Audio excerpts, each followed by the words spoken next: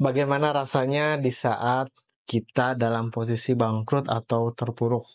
Ini pengalaman yang pernah saya alami. Bagaimana ceritanya? Saksikan tadi ya sampai selesai.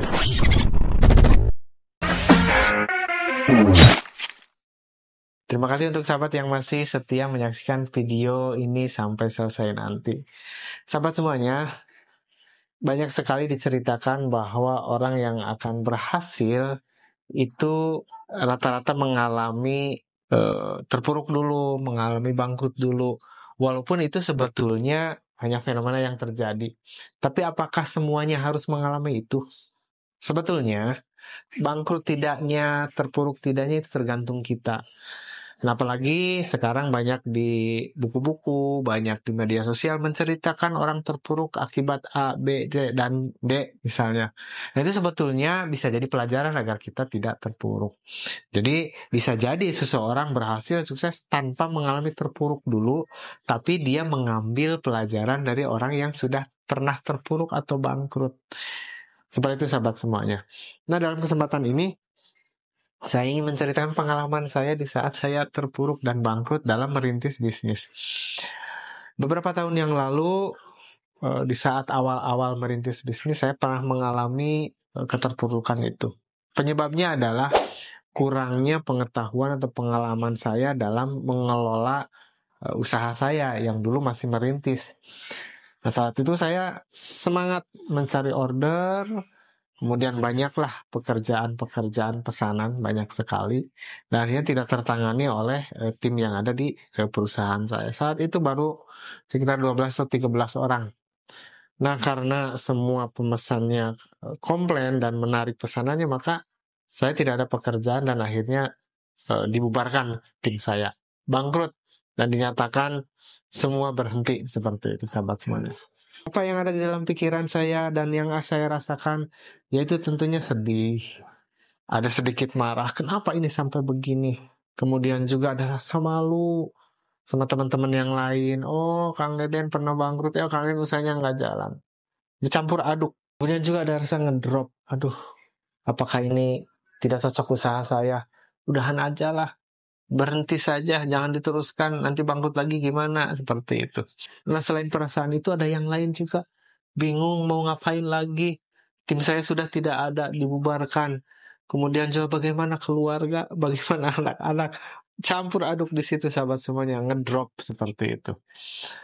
Nah, selain itu, saat itu secara kebetulan, saya masih ngontrak saat itu, kontrakan juga akan habis 6 bulan lagi. Ini udah di tahun kedua ngontrak saat itu, dan sudah tahun kedua berjalan setengah tahun, terjadilah kejadian ini. Saat itu saya bingung, marah, kesal, sedih, campur aduk semuanya. Sampai-sampai kontrakan juga akan habis, bagaimana melanjutkannya.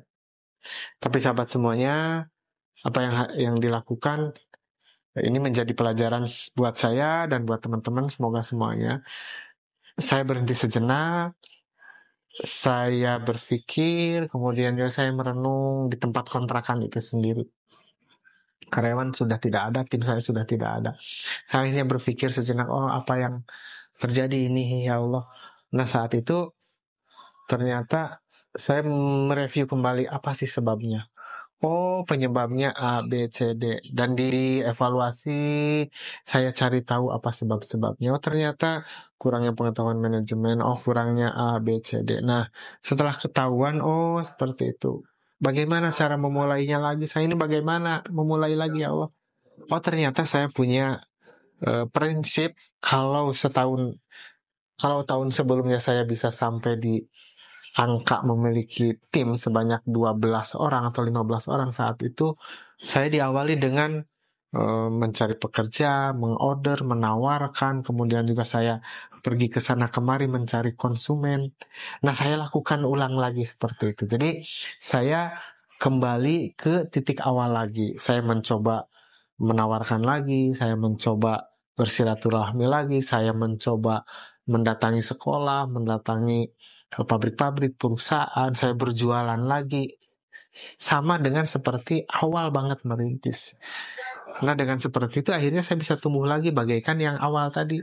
1 orang, 2 orang tumbuh lagi. Dan yang luar biasanya adalah teman-teman yang tadinya satu tim tersebut yang dibubarkan itu dipanggil satu persatu dan kembali ke tempat kami bekerja. Terus dipanggil dan itu berjalan cukup lama. Dan akhirnya kembali ke dipanggil, orderan ada, tempatnya kebetulan sudah pindah di tempat itu lagi, ada tempat di sebelah. Nah akhirnya tumbuh dan tumbuh lagi. Nah dari situ saya berpikir bahwa jika kita atau teman-teman mengalami drop, bangkrut, sedih, patah hati, marah, wajar. Tapi jangan terlalu lama. Bangkit lagi, saya 6 bulan ke depan, alhamdulillah kontrakan itu beriringan dengan habis kontrakan, ternyata ada orderan, ada peluang dan lain-lainnya. Saya tidak kontrak lagi di situ, ke sebelah, dan sebelah itu adalah rumah punya tetangga yang dijual. Alhamdulillah bisa terbeli. Artinya kita di saat terpuruk boleh sedih, boleh boleh malu, tapi jangan terlalu lama.